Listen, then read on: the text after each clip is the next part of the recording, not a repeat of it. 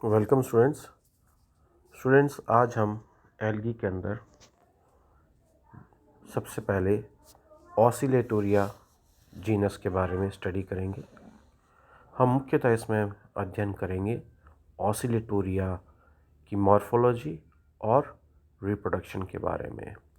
तो अपना टॉपिक है morphology and reproduction in Oscillatoria. Oscillatoria एक प्रोकैरियोटिक एल्गी है, साइनोफाइसी का सदस्य है। अगर इसकी हम मॉर्फोलॉजी देखें, ये एक फिलामेंटस एल्गी है, आप स्लाइड में देख सकते हैं। और ये जो फिलामेंट है ये अनब्रांच्ड फिलामेंट है। और आप देख सकते हैं कि ये जो अनब्रांच्ड फिलामेंट है किस तरीके से यहाँ पर ये अरेंज्ड है। काफ़ी सारे फिलामेंट हैं, छोटे छोटे छोटी इसमें चपटी आपको सेल्स नज़र आ रही होगी इसके अंदर, इस टाइप से। तो ये इंडिविजुअल्स सेल्स नज़र आ रही है आपको। ये एक सेल हो गई, ये दूसरी सेल हो गई, इस तरीके से।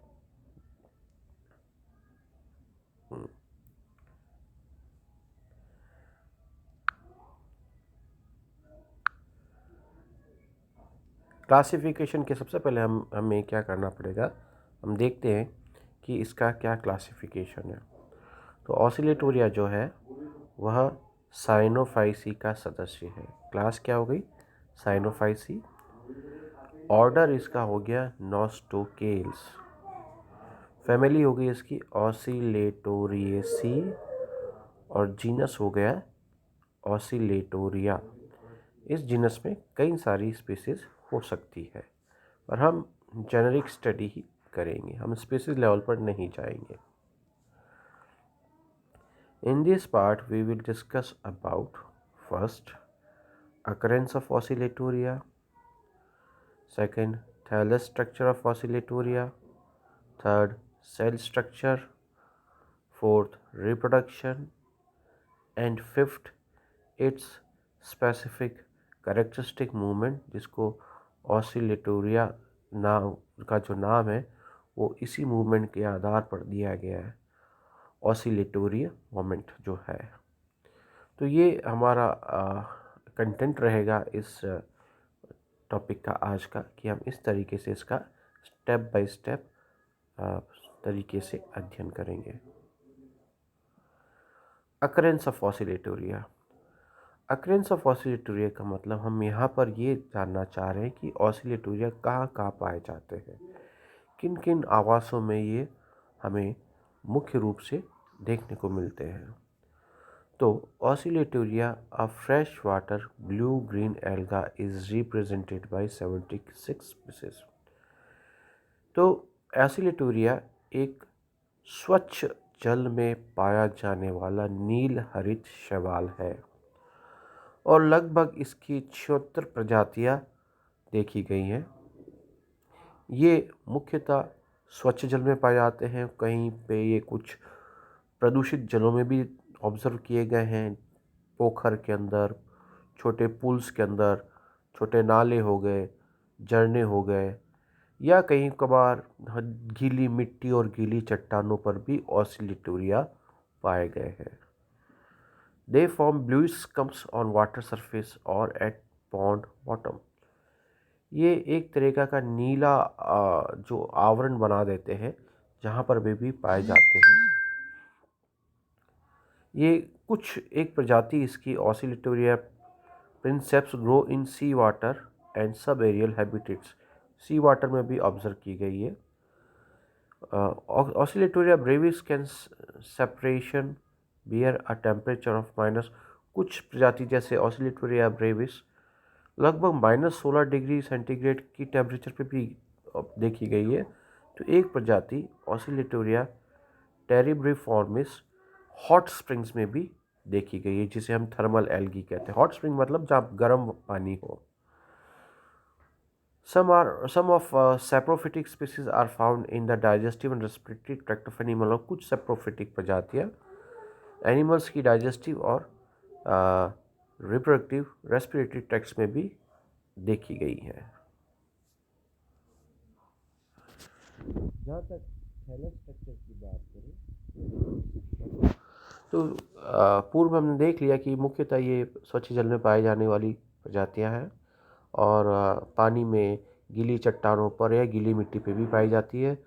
कुछ स्पेसिफिक स्पीसीज़ का नाम भी बताया गया जहाँ पर कि ये सी वाटर में या हॉट स्प्रिंग्स में या एकदम कम से कम तापमान -16 डिग्री तापमान पे भी कुछ प्रजातियां पाई जाती हैं। अब हम इसकी थैलस स्ट्रक्चर के बारे में अध्ययन करेंगे कि ये जो एल्गी है ये किस प्रकार का दिखता है, इसकी मॉर्फोलॉजी किस प्रकार की है। It is an unbranched filamentous algae. बहुत ही स्पष्ट है, इस पहले लाइन में ही इसके बारे में बताया गया है कि यह एक अनब्रांच्ड फिलामेंटस एल्गी है। फिलामेंटस एल्गी मतलब मल्टी सेलुलर एल्गी। सेल एक के ऊपर एक के ऊपर एक उपस्थित होते हैं और कहीं पर भी ब्रांचिंग नहीं है। फिलामेंट्स में भी इधर अटैच्ड और free floating and rarely occurring singly. ज़्यादातर क्या फिलामेंट्स जो है एक दूसरे से अटैच्ड होते हैं और फ्री फ्लोट और पानी में आराम से फ्लोट करते हैं। सिंगल फिलामेंट एकदम से अलग से मिलना मुश्किल है, तो ज़्यादातर फिलामेंट बहुत सारे ग्रुप के अंदर होते हैं। In majority of species they form compact tangle mass और स्पंजी शीट। तो एक तरह से कहा कि जब वो एक फिलामेंट दूसरे फिलामेंट से जुड़ा हुआ रहता है तो वो एक कॉम्पैक्ट एक गूथा हुआ मास जो है एक ग्रुप एक गुच्छा गुच्छा बन जाता है, स्पंजी शीट जैसा गुच्छा बन जाता है। फिलामेंट एक दूसरे से इंटरवूवन हो जाते हैं और कई बार फिलामेंट ज़्यादातर केस में पैरेलल ही अरेंज होते हैं। The filaments are uniseriate, each containing single trichome. The trichomes are usually naked and have thin, poorly developed sheet.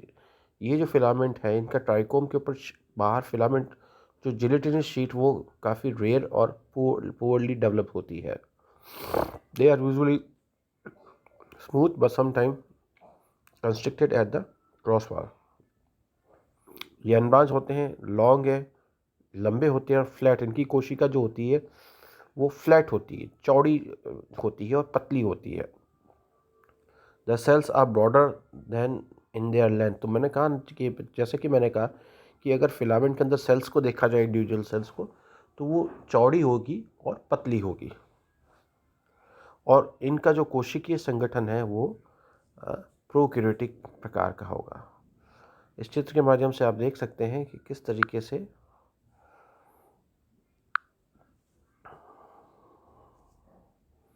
आप देख सकते हैं कि ये जो फिलामेंट है ये इसकी एपिकल सेल हो गई।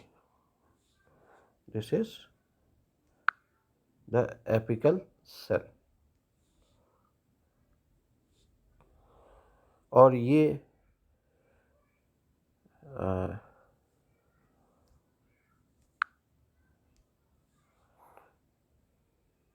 दूसरी अदर सेल्स है। इसके अंदर आप देख सकते हैं कई जगह पर एपिकल सेल जो है वो कर्व्ड है आप यहाँ पर, और जो मिडिल सेल्स है आप देखेंगे तो वो फ्लैट चपटी है, चौड़ी और चपटी है। कई जगह पर सेपरेशन डिस्क भी बनती है। सेपरेशन डिस्क के बीच वाला जो भाग होता है उसे हार्मोगोनिया कहा जाता है।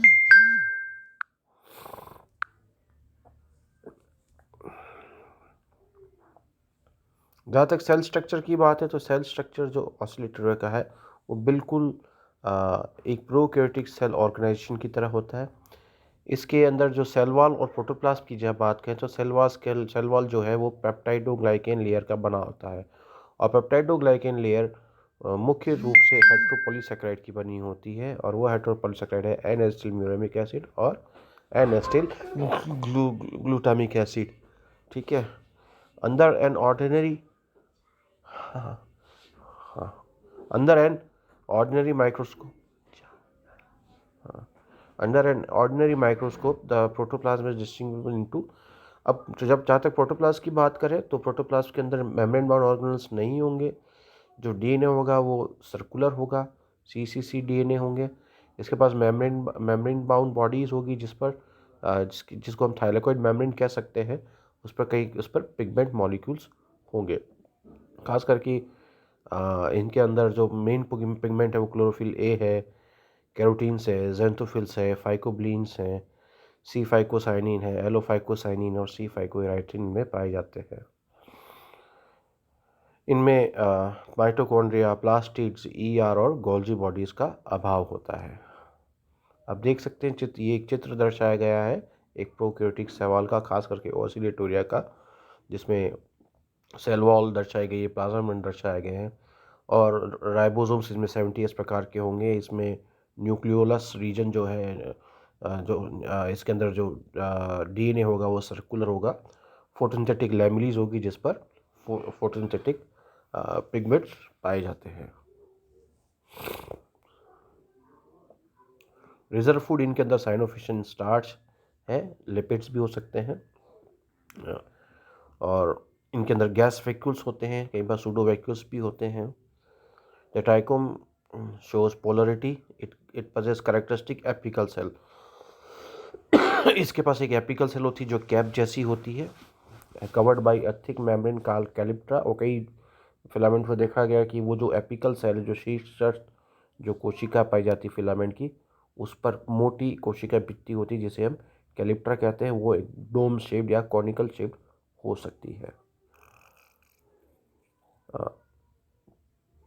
और कैप सेल हर एक प्रजाति की एक विशिष्ट हो सकती है और ये एक आधार है अलग अलग प्रजातियों के आइडेंटिफिकेशन का भी। तो ये देख सकते हैं कि आप इस स्लाइड में आपको अलग अलग ऑसिलेटरी फिलामेंट देख रहे हो। सबकी जो कैप सेल्स है वो एक विशिष्ट प्रकार की सेल है, उसकी जो कैलिप्ट्रा है वो एक विशिष्ट प्रकार की कैलिप्ट्रा है। तो ये एक आधार है अलग अलग प्रकार के जो प्रजातियां हैं ऑसिलेटरी का, उसका आइडेंटिफिकेशन के लिए। अगर हम रिप्रोडक्शन की बात करें तो रिप्रोडक्शन, चूँकि ये एक प्रोकैरियोटिक सवाल है, तो ये सिर्फ और सिर्फ कायिक जनन ही करता है। इसमें किसी प्रकार का लैंगिक जनन या दूसरा अलैंगिक जनन ऑब्जर्व नहीं किया गया है। जो मुख्य प्रकार से जो इनका रिप्रोडक्शन है, एक तो है फ्रेगमेंटेशन द्वारा। फ्रेगमेंटेशन मतलब it occurs due to accidental breakage of the filament, biting of some insect और animals. Filament divides into small pieces or fragments. Each of these fragments is capable of developing into new individual.